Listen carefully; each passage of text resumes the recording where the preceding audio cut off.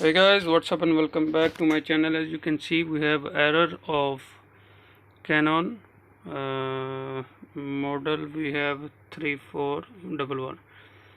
So this is P2 error. So how to resolve this error? You have to open this cover from here.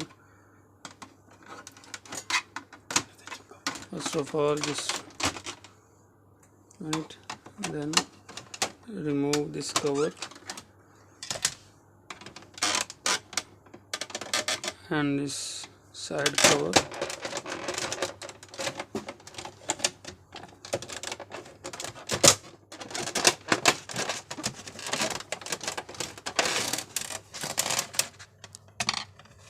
And you will see here this strip is not connected there.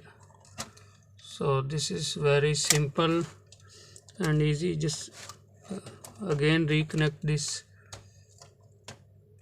cable